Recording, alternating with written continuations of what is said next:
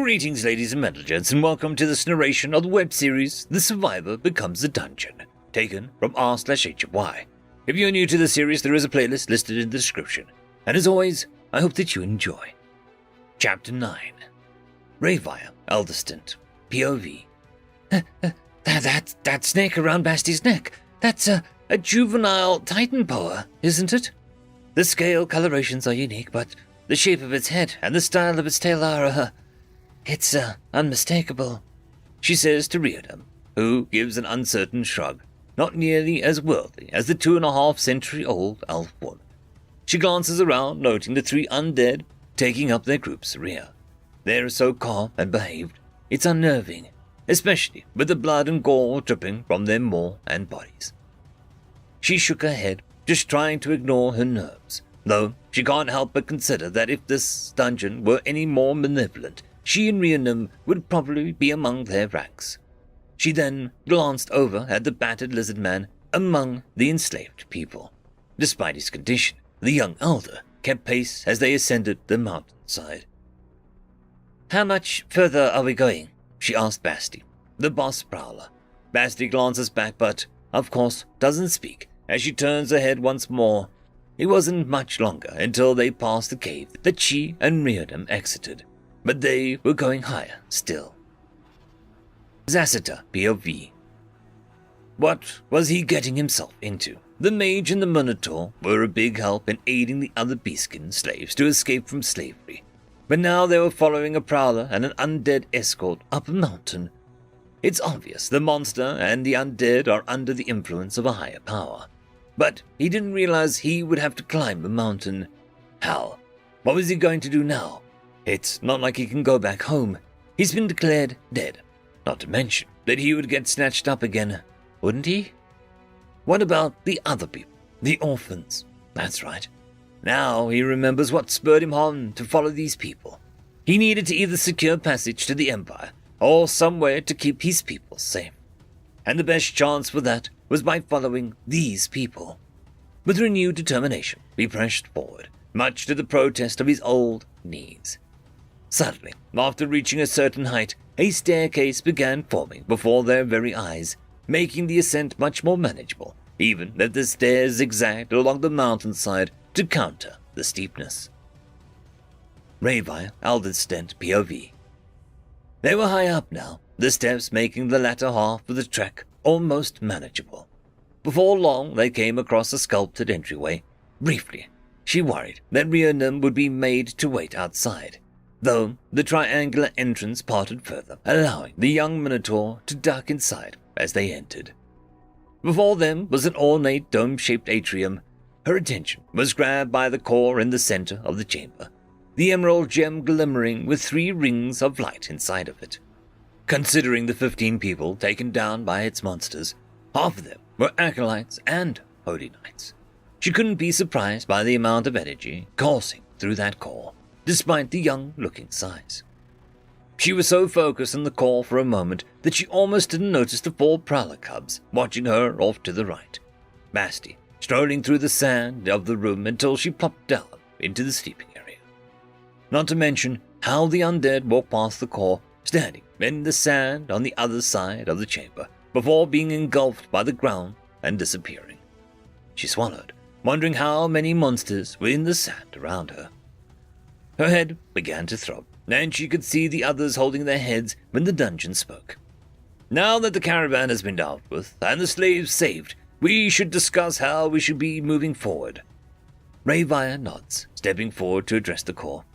"I agree, and, first of all, I thank you, Vitmori, for honoring us with the privilege of standing in your core chamber.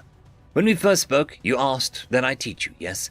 I'd be willing to do so to secure further cooperation," she offered, hoping to secure a good deal for her emperor. The core was silent. The green gem before her pulsed with mana and power, though soon it continued. The strain on her head lessened compared to earlier. Perhaps he's learning to manage his voice. "I hold no feelings towards the raiders, slavers even more so.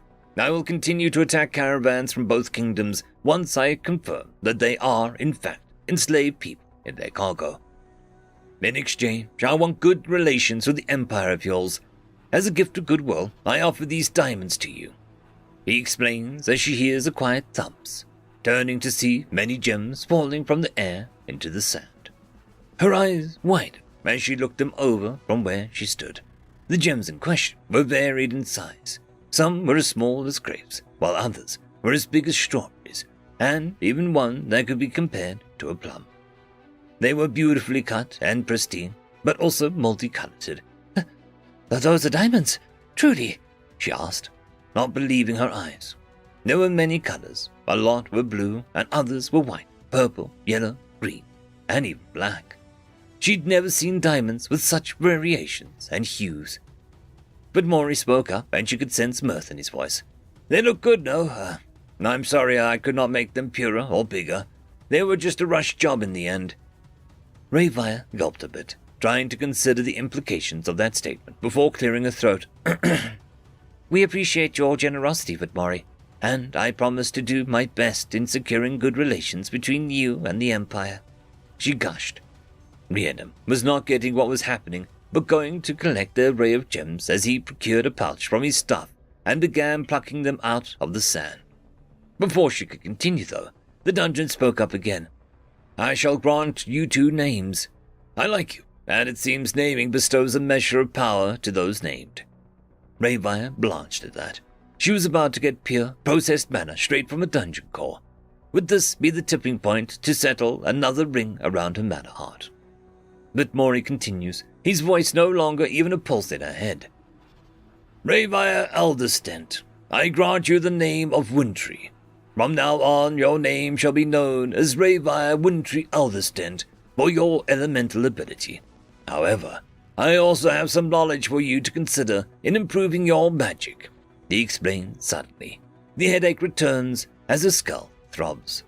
Concepts flash through her head about gas that can be pulled from the air to form ice that can be even colder than water-based ice. Letting out a huff from the stress, she spluttered with vital warmth.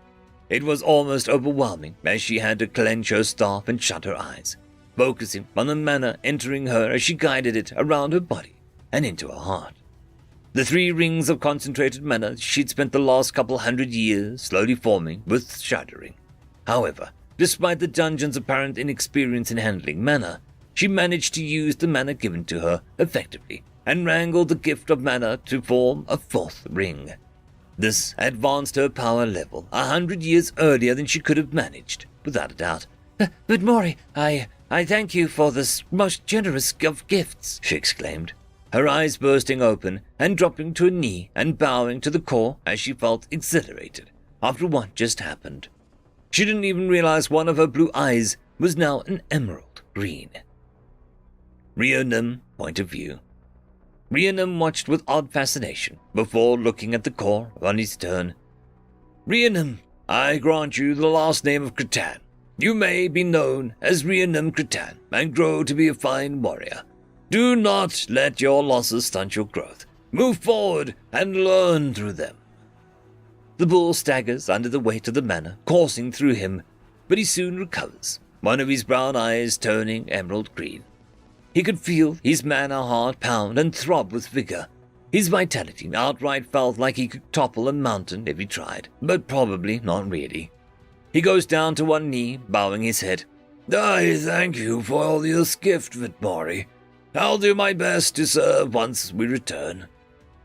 He goes to stand, grinning at an equally ecstatic REUpload, who smiles up at him when he hears the cough and clearing throat of the lizard man who'd been patiently waiting for his turn. Zassiter POV. The battered old lizard steps forward, clawed feet clattering against the stone as the mage and warrior step aside. "Oh, great and powerful Maury, hear my plea. We, Beaskin, who the Gaian theocracy has cast out, have no home to return to. And while I'm sure these kind Empire folk would be willing to bring us with them, there will no doubt be more Beaskin coming through your territory as enslaved people. If it is your will, allow us to settle in your land, to build a haven for ourselves under the shadow of your protection. He begged with silent desperation, getting down to his knees and prostrating himself. The corps was silent for a good while again, before speaking up in their minds. Yeah, sure, I don't mind. End of chapter. I would quickly like to thank the T5 channel members and Patreons. Casper Arnholtz, Cam Maxwell, Barky, Lord Azrekahl, It's Difficult to Pronounce, Dragzoon W.R.E, Holly's Sister, Arcadian. Thank you very much.